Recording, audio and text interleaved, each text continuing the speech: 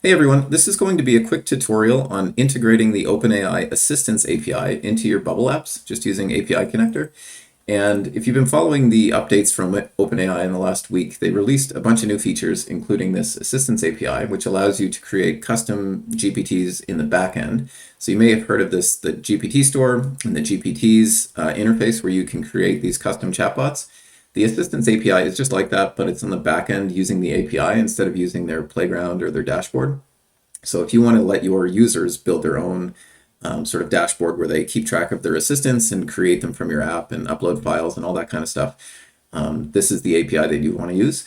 So if you've used API integrations with Bubble before, you know that it's pretty straightforward to plug them into API connectors. So we'll try to integrate these various endpoints, which are over here, pretty quickly. So we'll create assistants, retrieve them, list them, modify them, upload files, and so forth. It's just a few API calls, so it should be pretty quick to do. The main idea here is you can create custom GPTs that have access to specific files. They can run code with Code Interpreter, and they can also execute function calls. And so this simplifies what a lot of people have been doing, where you're creating custom chatbots using vector storage like Pinecone or Weaviate. You might be using some sort of pre-processing library like Unstructured or LangChain to put together the various sequence of actions. So this basically takes a bunch of third-party tools and sticks it into the ChatGPT platform. So we'll see how that kind of disrupts the ecosystem over the next month or so. But yeah, we should be able to get this up and running pretty quickly. So let's get into it. So this page here on the Docs Assistants Overview page gives you just kind of a high-level overview of what the assistants, the various data structures that you want to be aware of. So things like what's an assistant, what's a thread. A thread is like a sequence of messages, and then what it can do. So yeah, this is like a high level overview, but then in the API reference, there's all the specific endpoints and the parameters to call.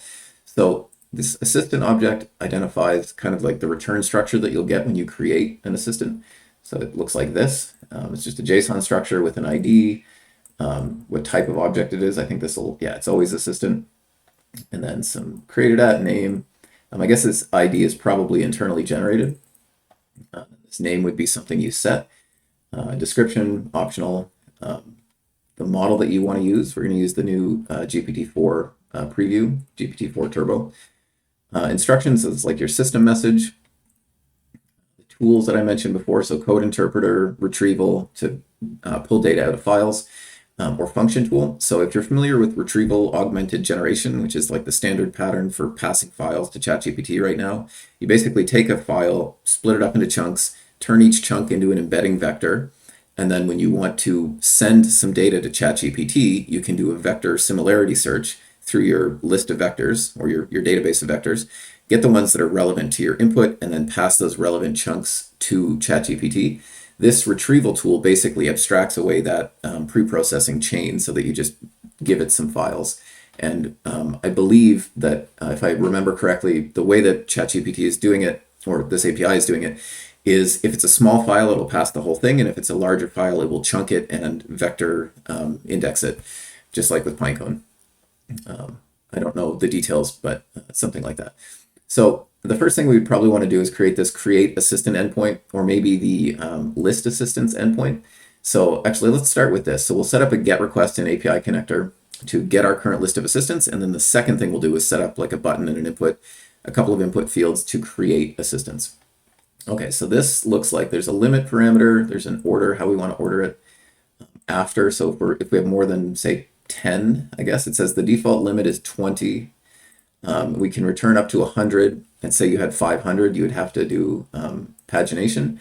So after would say like, after object ID 100, whatever the ID for that model is, then get the ones after that. And then before, same thing. Okay, so this should be very simple. So in the documentation, there's always these sample code blocks here. If you click here, you can get a different language. So you could see this in JavaScript if you prefer, or you can get it in curl. Now for Bubble integrations, curl is great because we can just say copy this whole block, and then we can come back to our API connector in Bubble. We say add an API, we'll just call this OpenAI. And then we can have subcalls within here.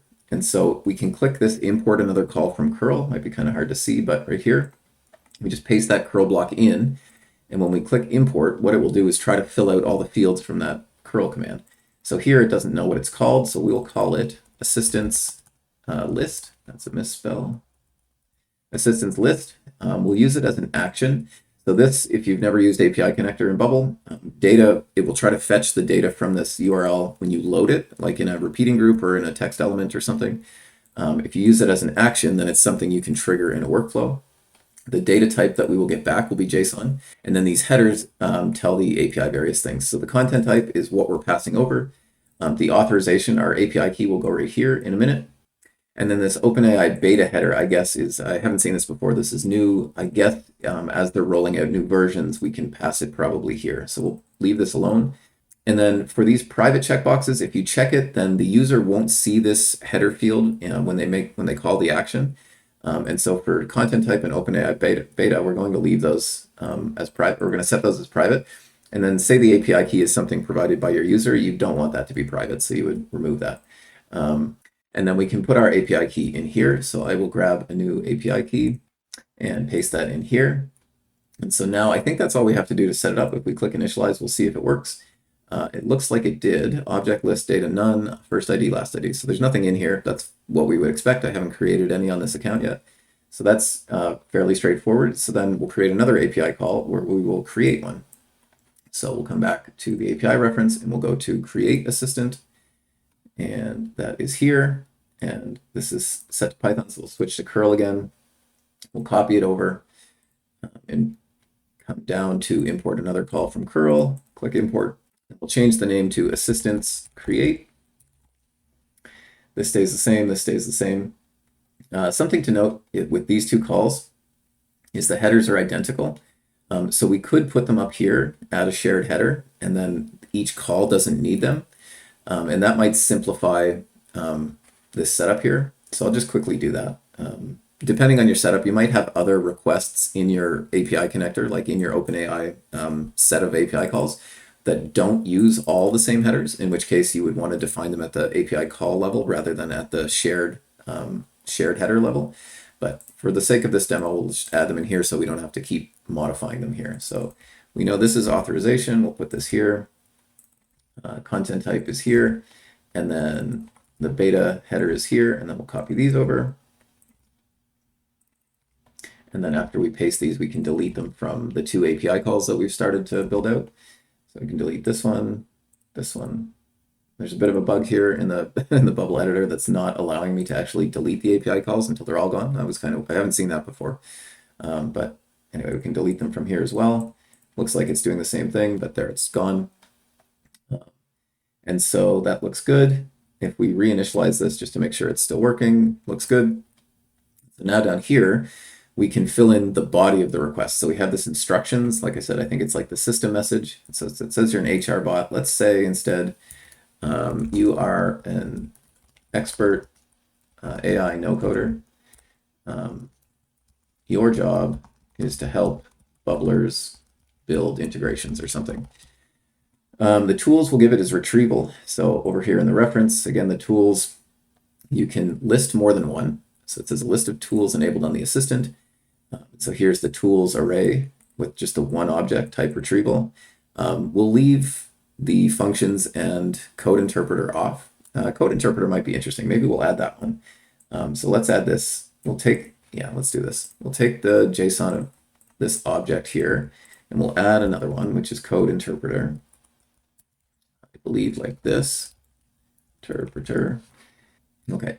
So then the model that we want to use is not GPT-4. We want to use the preview model because it's fast and it's the sexiest new thing. So we can find that over, I believe right here. The endpoints will list the models. I think it shows it here as well, but I'm not certain. So it actually just has a link here under models to the models documentation. So we'll bring that up in here, the various models. The one that we want is this one, GPT-4 1106 preview. So we'll paste that in here.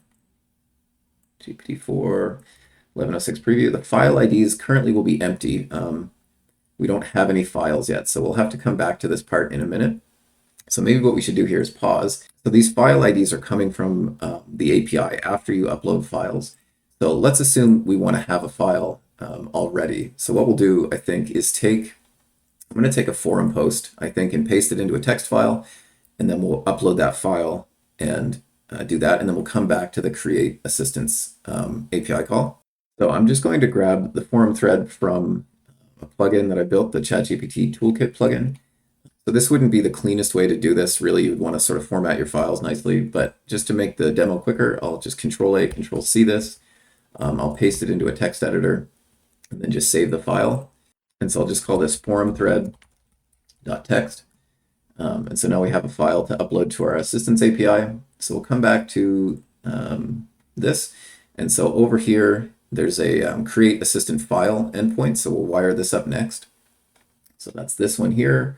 Switch to curl again, copy the block of code, and then over here we'll add another one, paste it in there. We'll remove the headers again because they'll be the same.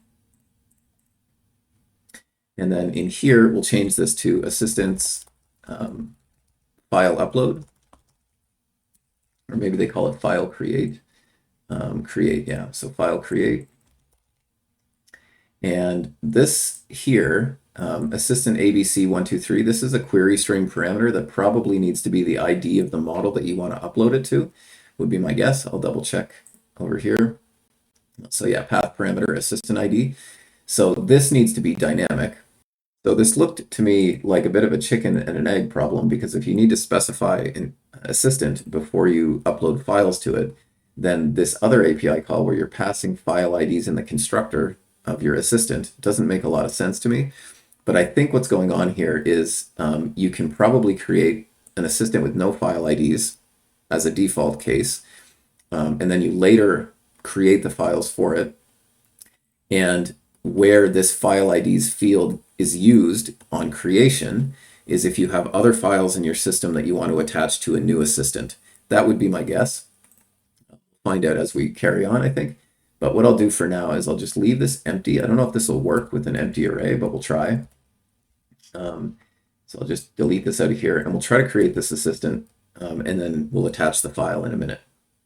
Okay, so let's say an expert AI no coder and bubbler and bubble developer. And then we have these two tools, model, file IDs. So this should be enough. I don't know if there are other fields we can add in here. Before I create this first assistant, I'm going to double check. So we go back to create assistant. There's probably some optional things in here, like a description. Yeah, description is here. Name is here. So we have a name. We don't have a name in this default block.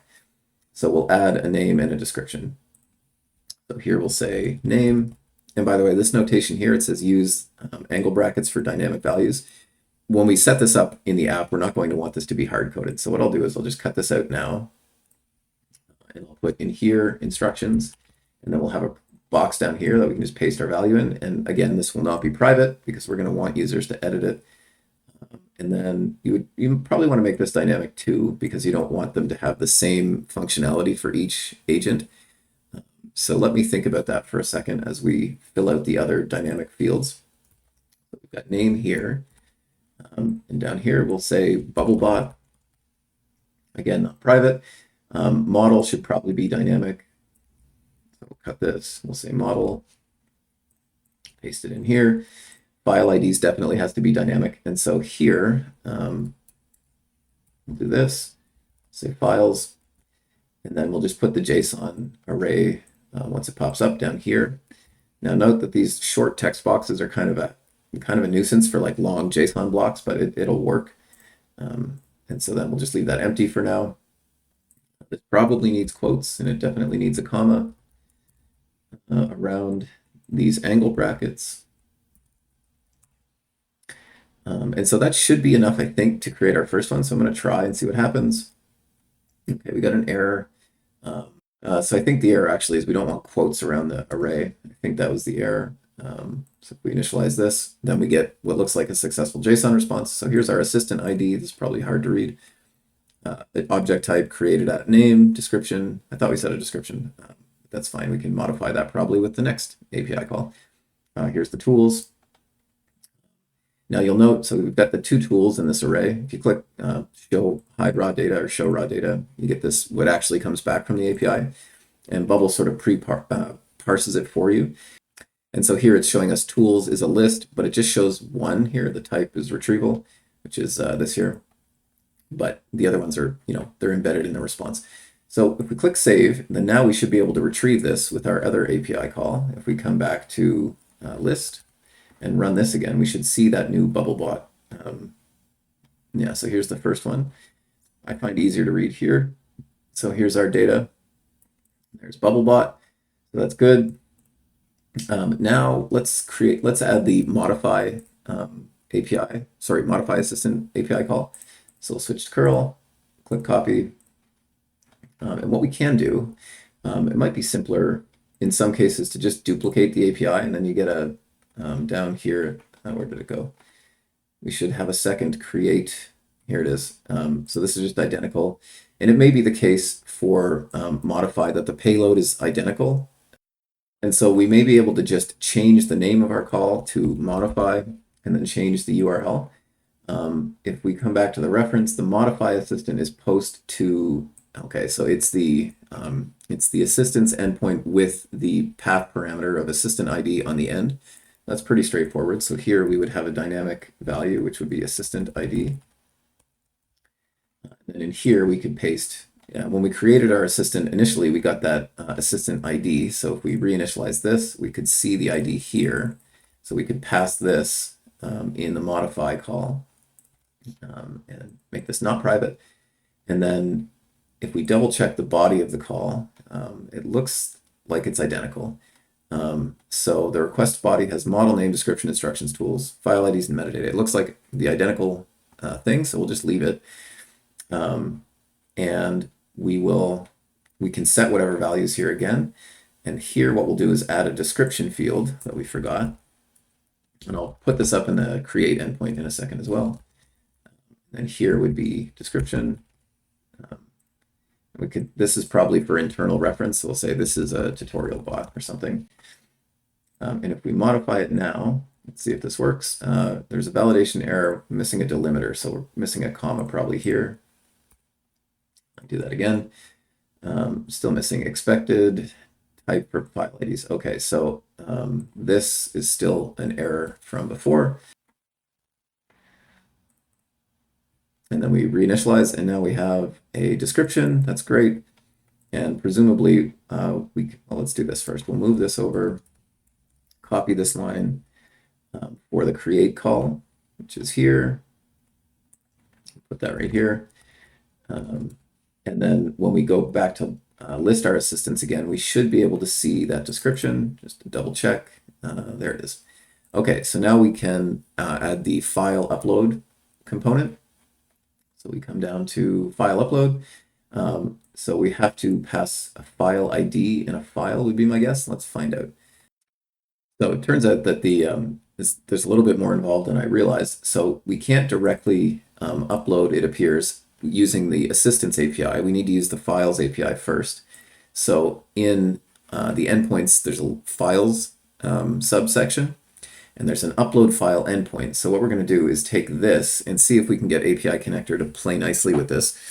It may not. So if you're looking at, say, the Python documentation, the thing that you're passing as the file is a file object, which is what it says here, the file object. API connector doesn't always play nicely with raw files or binary files, so we'll see if this works. We'll take this over to create a new API call here, paste it in here. And so in this purpose section, there's a use fine tune or assistance, depending on what you're doing. Obviously, we want assistance in here. Delete this. If I initialize this, there's no file anywhere, so this isn't going to work. So invalid content type, expected multi-part form data. So this is quite helpful. This is something that we can set in Bubble if you change your body type to form data. And then we're going to need two parameters. One of them will be the file, and one of them will be, what was it, the purpose? Yeah, purpose. So purpose is a string, and is assistance, like we said. And then the file will be a file. So hopefully this send file box will do what we're hoping it will do. And so then I'll upload that forum thread that I saved. And hopefully this will work, but we'll find out in a minute. I don't think we have to do anything else. If we initialize the call, let's see what happens. Oh, that looks like a successful response. That's fantastic.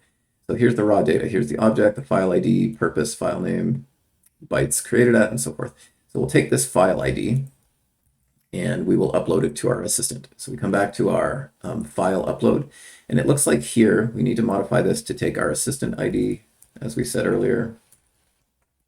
So we'll say assistant ID, and then files. So our assistant ID will grab, again, in a second, the file ID here we just grabbed. So this should be dynamic. We'll say file ID. I wonder if this can take an array. Just out of curiosity, if we come back to this, I want to double check if upload files can take as a body a list of files. Presumably it can. Let's see. Create assistant file. It appears not. It can take one file. Okay, that's kind of interesting. So if we wanted to do this in a sort of smarter way, faster, more efficient way, we'd probably in Bubble want to like run a workflow on a list. So like run an API call on the list of files that we want to upload rather than trigger this manually 20 times. But we'll get to that once we do the UI stuff. Okay, so the file ID is this that we saw from the create, the files API. We should change this here to files upload. That was the previous call. And then the assistant ID we can grab from our list assistants endpoint, which is this. So we'll grab that. Actually, I think we had it somewhere else, but that's right there. So we'll paste it down here, not private. And then the file ID, let's see if this works. This looks like a success message again, hurrah. So we've got an assistant ID with a new file.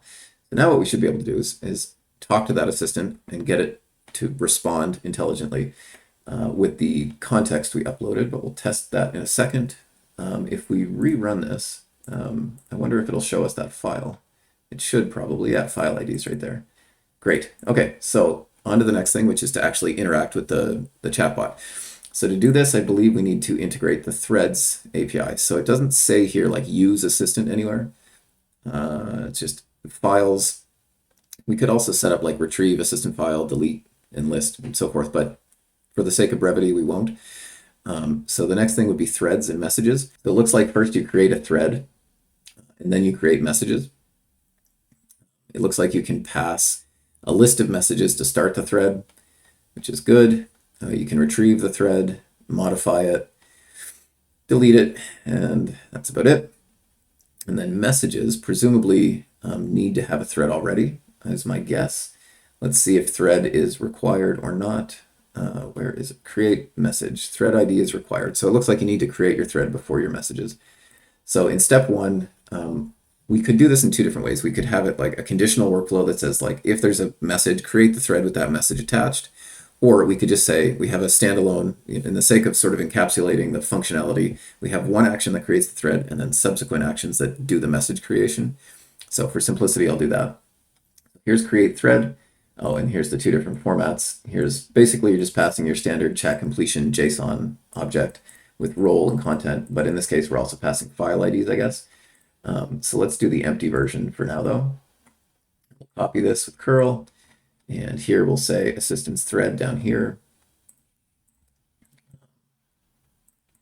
Say assistance, create thread. And all of these are the same, so we'll delete these as before. And it looks like it didn't pass any other parameters. That's interesting.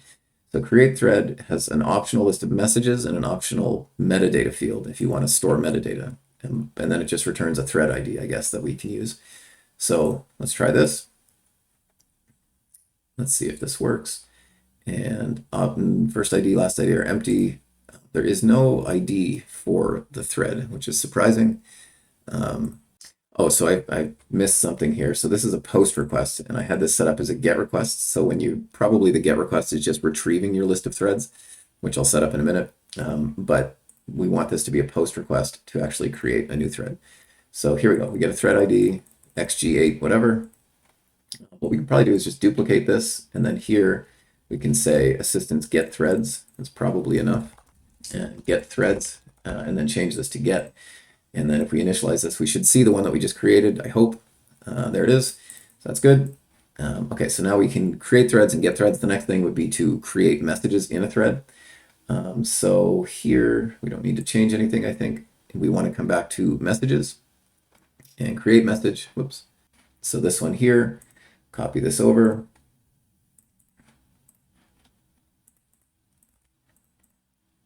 And now we have create message. And then here we have our thread ID. So we're going to want to change this to be dynamic. So we'll say thread ID. We'll go here. And if we bring this back up, here's our thread ID. Copy that. Oops. And paste that in here. And then remove these again. And then our role. So presumably we're going to want this to be dynamic because we're going to want to pass, different types of messages, whether they're system messages, user messages, whatever. And obviously the content has to be dynamic. For the sake of simplicity, we can probably just run this. And I don't know. I haven't tested this yet. This is my first foray into this API. So my guess is once we create this, it will create a response message in the thread for us in like a pre-built assistance message. But we'll find out in a second. It's kind of funny that this is this dummy question because this is kind of relevant to what we're doing. But let's take this out and make it dynamic. We'll say message content. We could just call it content, I suppose. It's a bit more, matches the API a bit better. So in here, we'll just paste this in for now. And we'll leave this as user and just see what happens. Okay, so now we have creates a message. So it looks like we didn't actually attach it to an assistant. So we missed a step here, I guess, where the assistant doesn't know that the thread belongs to it. So I'm curious. I'm going to try two things now. One is to get the messages from this thread and see what's in there, see if there is an assistant message in there or not. Or if you have to manually trigger the completion endpoint to add and then manually add it to the thread. I'm not sure. We'll find out here in a second. It might be taking a long time because it's generating. I'm not sure. So we have one. Here's our thread. Okay, I guess we need to get messages endpoint. So let's grab that. So here's retrieve message list messages. Let's try this one. This would give us all the messages from a thread, I guess. Oh, that's modify. List messages. So here's the thread and then messages. So let's copy this. We'll paste this in, and then we have, let's say, assistants. And then here, our thread has to be dynamic again. So we'll do this. So thread ID. And then we'll paste our thread ID in there, which is this one. Don't want it private. Delete these headers again. And let's see if this works. There we go. And there's our thread. And where are the messages? How does AI work? So it didn't actually generate a second message, it appears, which is interesting. So maybe threading has to be sort of more manually managed than not just automated. I guess we'll find out in a second. Okay, so my understanding was incorrect. There's actually sort of a different API or different interface now. This I didn't know. This is fantastic. It says here, if you, when you run the model, you can pass as many messages as you want to a thread, and the API will ensure that the requests to the model fit within the maximum context window using optimization techniques such as truncation. So there's a lot of sort of engineering sometimes around getting your messages to fit within the context window. So the fact that this is baked into Assistants is amazing. This is really great. So it turns out that if you want to generate a completion, instead of running chat completion, you want to create a run. So for the assistant to respond to the user message, you need to create a run. This makes the assistant read the thread and decide whether to call tools or simply use the model to best answer the user query. As the run progresses, the assistant appends messages to the thread with the role equals assistant.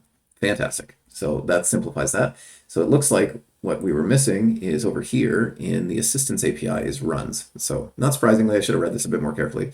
This is the last major section of this component here. So okay, so here's the run object. Here's what we get back from the request. And here's how we create a run. So it looks pretty similar to what we've seen. We have instructions. So this would override the default system message, modifying behavior on a per run basis. Good to know. But otherwise, we're just passing the model and the assistant ID. So it's going to already have the thread sort of composed for it. This looks exciting. So let's come back here. We will create this the same way as we have with the other ones. We'll say assistants run, I guess. Bubble is typing very slowly for some reason. Maybe my RAM usage is too high or something. Or maybe Bubble is just tired because it's Monday morning. Okay, assistants run. We need our thread ID here again. So let's do this. Bear with the slow typing of the browser. Get rid of these headers. Our thread ID we can grab from here. There's that. Assistant ID will have to go here, I guess. So we will remove this and put it in like this. So it knows what assistant to use. And they should not be private. And we can get our assistant ID up above somewhere. There's our assistant. Okay. And then we can paste that in here. And this should work, I think. Let's find out. So it gives us a run ID. This looks like a success message. It does not have a response yet, which makes sense. It doesn't, so it shows started at, status is queued, so it hasn't run yet. That makes sense. Started at and so forth. So if we go back and list our messages, probably actually at the thread level, not at the assistant level. So if we come back to threads, do we have a threads get messages endpoint yet? I don't think so. Okay, so we come back again to here. We want to get retrieve thread. Copy this over. I'm going to collapse all these API calls because we have quite a few now, and I'm losing track of what we've integrated. So we've got 10 API calls integrated already. This is not taking very long, 20, 30 minutes. So just a kind of testament to the speed of building API integrations with Bubble. So we're going to want to add another one here. This will be the retrieve thread endpoint. Okay, so we have our retrieve thread call. We're going to make this dynamic again. I suppose I can zoom in again. This will be threads. Thread ID would go here. We'll grab a thread from probably this one. There's the thread ID. We'll bring this back down to initialize the call. Get rid of these headers again. Okay, so this should retrieve our thread, I think. Here we go. So here's the thread ID, but it doesn't have any messages. So it turns out this was the wrong API call to use because this just returns the thread itself. It doesn't return the messages. So that's fine. It's integrated. We want probably this one, list messages. Let's try this one again. So if we look at the content coming back here, it looks like, yeah, this looks better. So here's the data for the list of messages. And then we have our first message, which is the assistant message that was generated from that run. And it tells us AI is like a computer program that tries to mimic human intelligence, blah, blah, blah. And then down here is our initial, how does AI work? So that's good.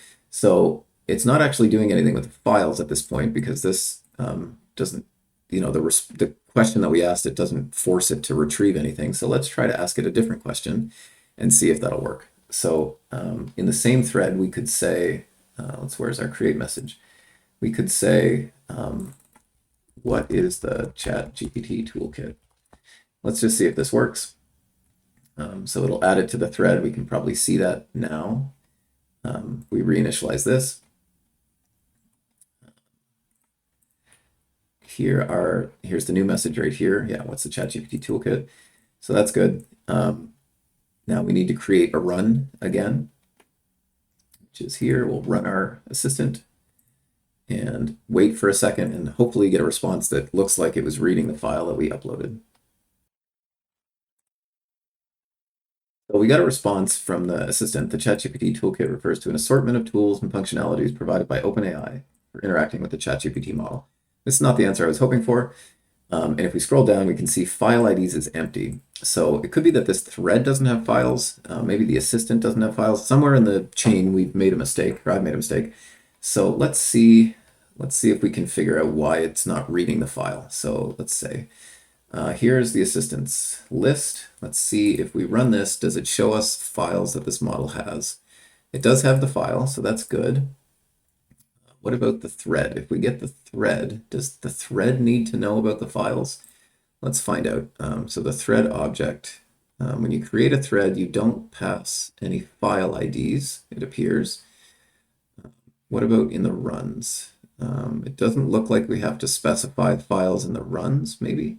Okay, so I'm not sure why. I'm going to try just a different query and see if maybe it's at the level of my input prompt that's causing it not to read the file. So what I'm going to try instead is there's a little discussion in this thread about using rich text elements with the plugin. So I'm going to ask about that. Say, how could I use rich text elements with the plugin and see if it makes sense of this. Came back and it says, I presume you're referring to use rich text elements within Bubble plugin, blah, blah, blah. This file IDs field is still empty. So I'm not sure why it's not retrieving the file. I'm going to have to experiment some more with this, but in the documentation, it mentions that files can be added to a message in a thread, or they can be passed in at the assistant level or the thread level.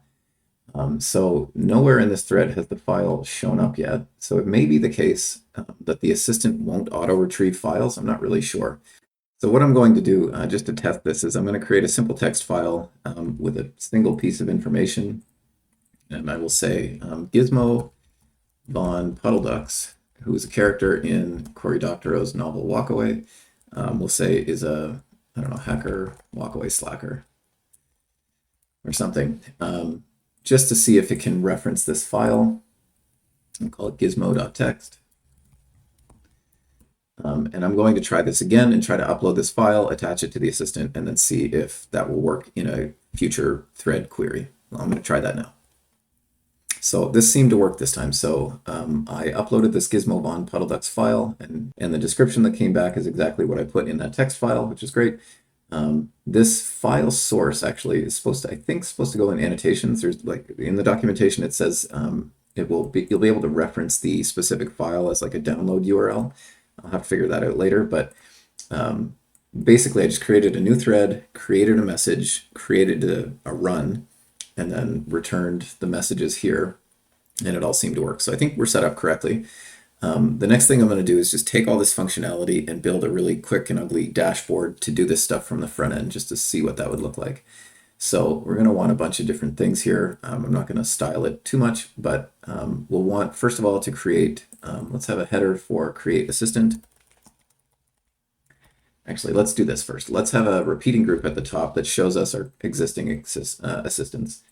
So we'll make this stretched across the page. We'll make it layout row, I guess. Not a fixed number of rows, minimum height, let's say 50.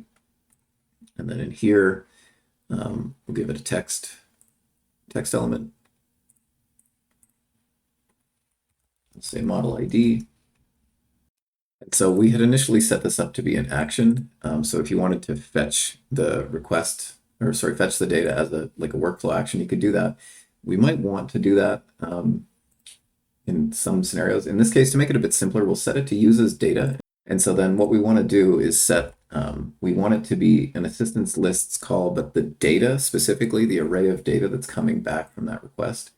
And then here we can say the data source will be get data from an external API, which is our list API that we set up. Oops, and then we'll set the data field for that. And so now when we load the page, we should see just it auto fetches the assistants we've already created. It should populate here. It did not because I forgot to fill out the text element. So it says model ID, and then here we want to say current cells list data's ID, let's say, or name. Maybe name is better. Doesn't matter for the demo, but yeah. And so here's our bubble bot. Okay, and so now what we can do is we can have, say, an input here for name. So like enter bot name. And we'll have a button underneath here. It says create. And what we'll do, maybe make this a bit bigger. We'll say this, and then we'll copy this, paste it here. Say existing assistants. We don't need this to be this large, so we'll say minimum height of 80 or something. And when we create, we want to trigger a workflow to call that other create assistants API. And again, we set these all up as data by default, so we want assistants create to be an action. And when we change that, we need to reinitialize it. So the name here, we'll just call it bubblebot2. Our files parameter needs to be fixed, and our description we don't want private, so we'll switch this around. This seems to work. Now if we go back here and reload, we should see bubblebot2 just auto-populate. Yeah, there it is. So that's good. And then over in our workflow, we want to say create assistant. the description. We don't have a description field, so let's add one. Here, we'll make this enter bot description. You would probably want to have like actual text above these inputs to make it sort of more user-friendly and accessible, but for now, we'll just leave it like this. And for the workflow, we'll say the description will be the input descriptions field.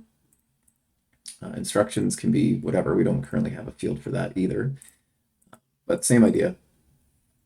Here it'll be the names value. The model will be whatever. We could have a drop down with models, or we could have an input or whatever.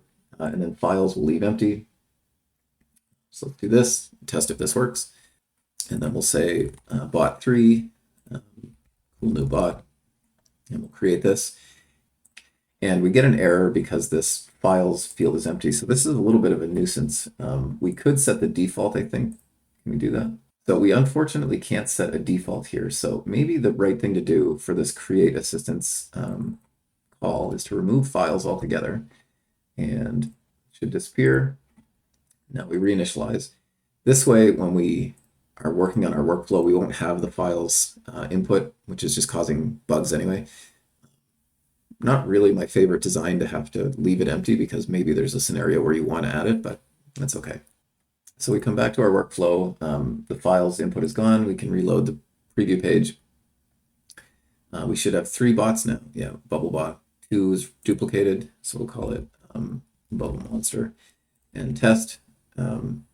And this will not auto update, but what we could do is we could say display list in a repeating group, and then we only have the one, so it auto selects it.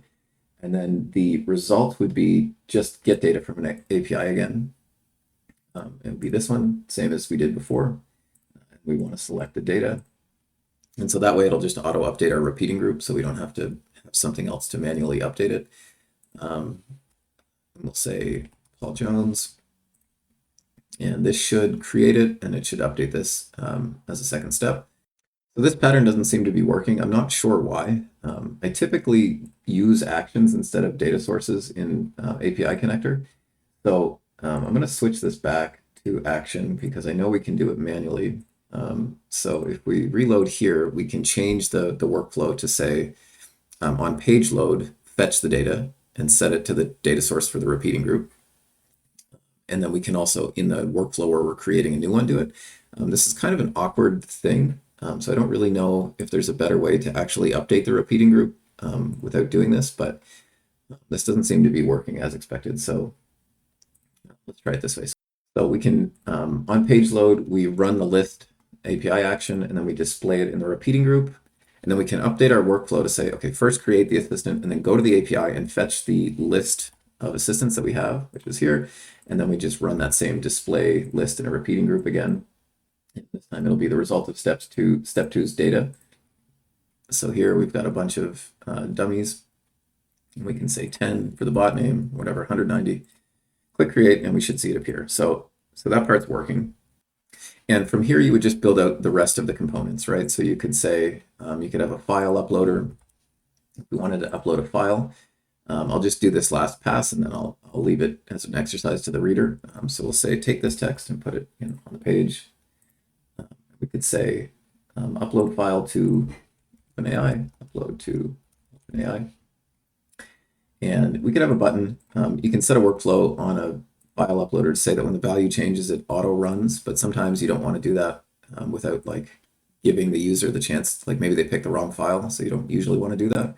So we'll put a button here, we'll say upload, and what we'll do is we will call the files API, say, what do we call it over here? So again, this is set as data right now, so the this one here should be an action. We'll reinitialize that and go back to our workflow. And so here we should be able to, we might have to refresh here. Yeah, here we go. Files upload. The dynamic link will be the file uploader's value. And so this is whatever the user picks. And then we'll just assume this is assistance. Looks like we have this in 2 different places, which probably is incorrect. Let's see. And this is sort of a strange artifact, I realized. We've got this param purpose, and then we've got it down here in JSON. And I think the reason for that is that when the body was JSON, we left some text in here, which is this, which should not be in there. And if we reinitialize, it should go away in the UI, the bubble builder. Yeah, there it's gone. So this will allow us to upload a file through the Files API, and then we probably want to upload it in the same action to the assistant. So I guess it gets a little bit more involved, because what we would want to do is have a selected assistant somewhere to say attach a file to this assistant. So we could have, like, in this repeating group, we could have a button that says upload a file, and so it knows what assistant we're on. Maybe that's the way to do it. If you want to upload on a per assistant basis, if you wanted to, like, let users upload a library of documents or a library of files and then attach them to different assistants, then you would probably separate those two steps out, where you have like an upload step here and then an attach step maybe in the repeating group or something. So the possibilities, the sort of interface design possibilities start to explode here. So I'm going to stop the tutorial here. Hopefully this was helpful in helping you get like a bit of lay of the land of how to use this API with Bubble. But if you have any questions, feel free to reach out in the YouTube comments or on Twitter or on the Bubble forum, and I'm happy to chat about it. Thanks.